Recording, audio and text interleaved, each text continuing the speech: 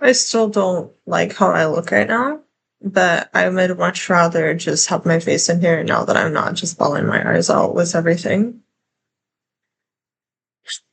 So let me address some points with everything. So I do want this video specifically to be for the forum. The other one I just was more expressing for myself. I'm gonna make this one public because if I put it as unlisted, then it won't get seen. So let me just put some things out here.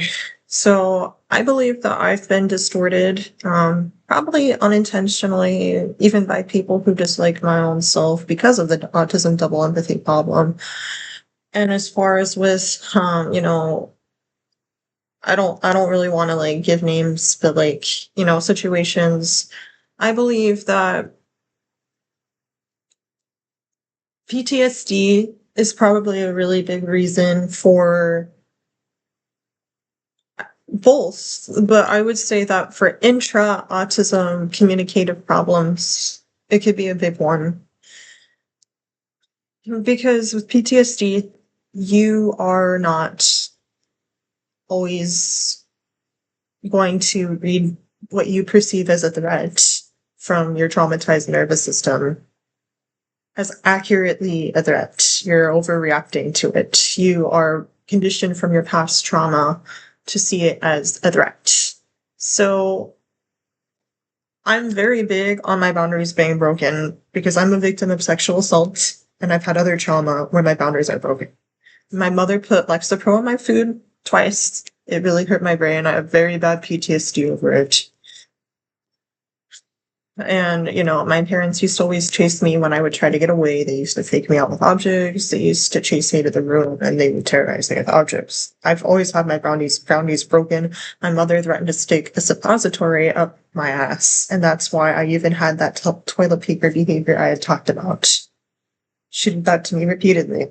I've had my boundaries broken in ways that most people would never be able to comprehend. So it's just I've had my boundaries broken. I'm very sensitive about it. I had shown how I had reacted when Eunice brought her husband over just last minute without telling me. I freaked out because I did not have a door. And if you guys would have seen videos of that old place that I was in, I mean, I might even have videos on my phone of that room where I had to pee and poop in a bucket for a month. I've been through hell and back in the past 6 months, and my mental health has really taken a toll. How I've been treated on the forum has also taken a toll on my mental health. I've had it up to here with it. And yes, I probably should be getting psychological help for it, even though I really don't believe that therapy is the only way that you need. And it's hard for me to find help with, my problems and my background and the double empathy problem that I feel comfortable with. I reached out to an autism institute on helping me. They have not responded to me. I've shown proof of that as well. But let me see if I let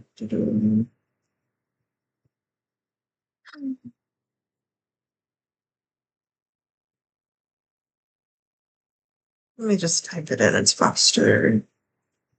January 2026. It's relevant to why I get triggered, and I'm trying to explain and show you why I get triggered and that I'm not making this up, that I'm not making an excuse. I get very triggered.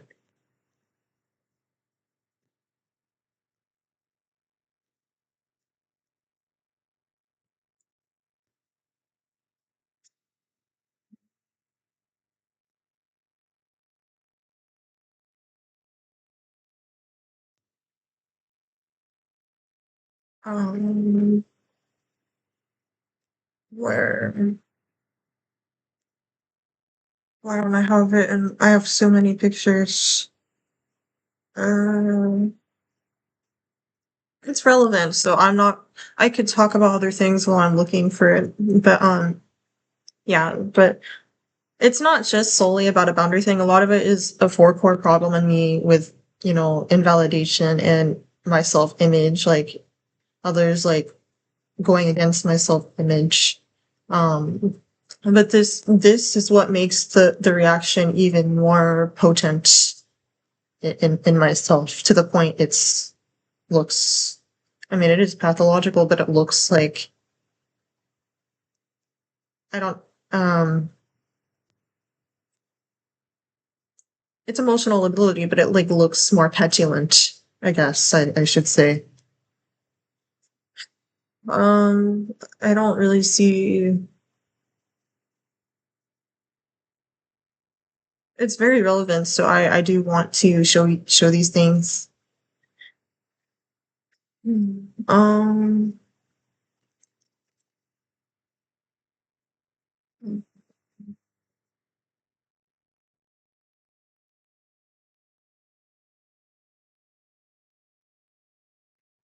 um,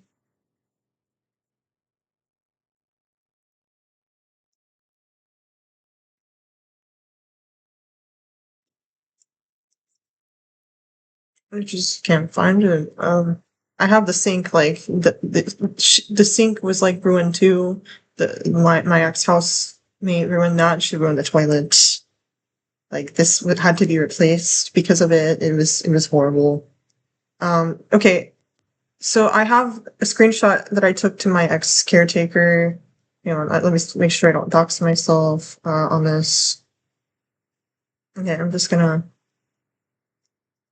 So there was no door. How do I make this better? There was no door to my old room. There was no door. She invited her husband last minute without telling me at all. I woke up with a sore crotch. I got messages on my phone that I did not see, that I did not send. I was very concerned that I was raped. I freaked out. When I was told that I don't have a hymen, I freaked out even more, and I went into psychological crisis. The forum would have seen that. I was losing it. I was waking up 2 to 7 plus times in the night from PTSD. I would wake up in full adrenaline shock, full. And I was very unstable. I was talking about wanting to end my life in that time. And, it just, it was very bad. How I reacted to Eunice, she really did break my boundaries. That is definitely not perceived. That is real. She was horrible.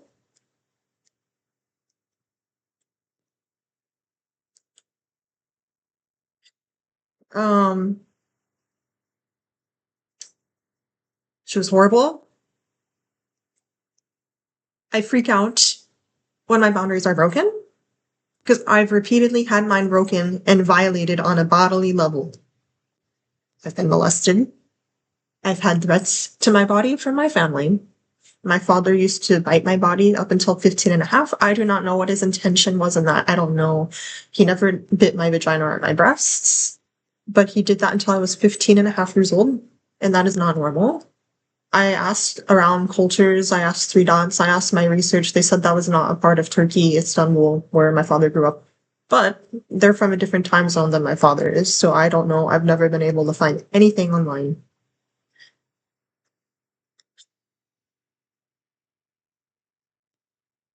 I freaked out. It's going to be hard to read my text messages probably. Again, because the lighting is really bad here.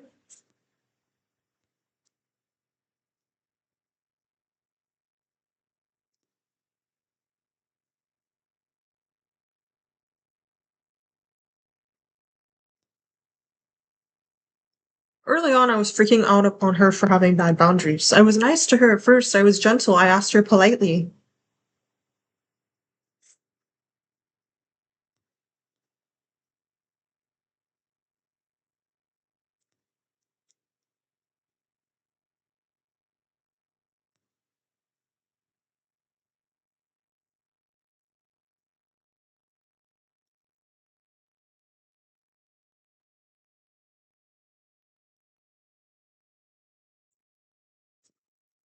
It's the same thing where I talk about feeling disrespected. Uh, it's really hard to show you because of the lighting. This is not a very good. I'll just post screenshots in the link. I'll just post screenshots in the link. I will read off what it says. I feel very disrespected right now. I am hoping that my own plans would work anyhow, but you didn't kick out Lisa and I had to deal with her abuse for 2 months. No water, no bathroom.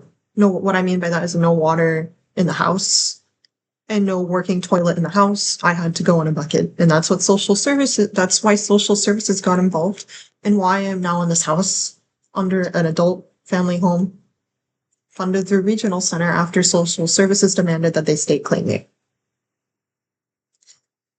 For going back to it, this is your house and you have the right to do what you want and have who you want. But I hope you realize that I have faced sexual abuse and having your husband here without a door has been very triggering for my own self. And on top of that, you make noise that wakes me up.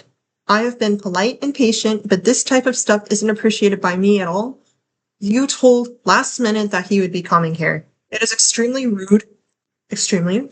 Yes, Lisa took your things and that's unfair, but you aren't the one who directly had to deal with her abuse. I'm the one who did.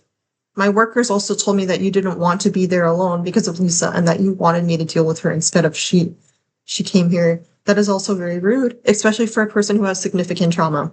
I don't believe you're a bad person, but you have a bad concept of boundaries and poor manners, and I don't appreciate this, and your bad boundaries even result your own self to be taken advantage of.